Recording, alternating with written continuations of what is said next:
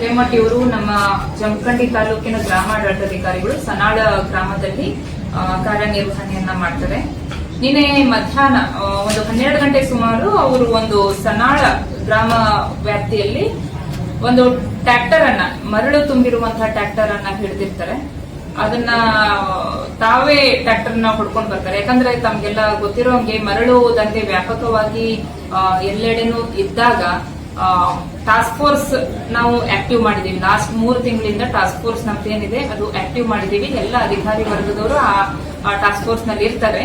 ಆ ಡೈರೆಕ್ಷನ್ ನ ಪ್ರಕಾರ ನಮ್ಮ ಗ್ರಾಮ ಆಡಳಿತಾಧಿಕಾರಿ ಟ್ರ್ಯಾಕ್ಟರ್ ನ ತಾನೇ ಸ್ವತಃ ಪಡ್ಕೊಂಡು ಬಂದು ಪೊಲೀಸ್ ಸ್ಟೇಷನ್ ಗ್ರಾಮೀಣ ಪೊಲೀಸ್ ಸ್ಟೇಷನ್ಗೆ ಹ್ಯಾಂಡ್ ಓವರ್ ಮಾಡ್ತಾರೆ ಸುಮಾರು 3 ಗಂಟೆಗೆ.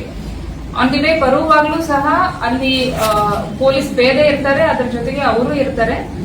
ಅವ್ರಿಗೆ ಅವಾಗ್ಲೂ ಸಹ ದಾರಿಲಿ ಅಡ್ಡಗಟ್ಟಿ ಗಾಡಿ ವಾಪಸ್ ಒಯ್ಯಿರಿ ಅಂತ ಹೇಳಿನೂ ದಬ್ಬಾಳಿಕೆ ಮಾಡಿರ್ತಾರೆ ಆ ಗ್ರಾಮಸ್ಥರು. ನಂತರದಲ್ಲಿ ರಾತ್ರಿ 9 ಗಂಟೆ ಸುಮಾರಿಗೆ ಅವರ ಮನೆಗೆ ಹೋಗಿ ಅವರ ಕುಟುಂಬಕ್ಕೆ ಮತ್ತು ಅವರಿಗೆ ಅವಾಚ್ಯ ಶಬ್ದಗಳಿಂದ ಬೈದು, ನಿನ್ ಮೇಲಿಂದ ಸನಾಳ ಗ್ರಾಮಕ್ಕೆ ಯಾವ ರೀತಿ ಬರ್ತಿ ನೋಡ್ತೀವಿ, ನಿನ್ನನ್ನ ಏನ್ ಮಾಡ್ಬೇಕು ಹಂಗ್ ಮಾಡ್ತೀವಿ ಅಂತನ್ನುವಂತಹ ಒಂದು ಮಾತುಗಳನ್ನ ನಾವು ಅವ್ರು ಮಾಡಿರುವಂತಹ ವಿಡಿಯೋಗಳ ಮೂಲಕ ಖಚಿತಪಡಿಸ್ಕೊಂಡಿರ್ತೇವೆ.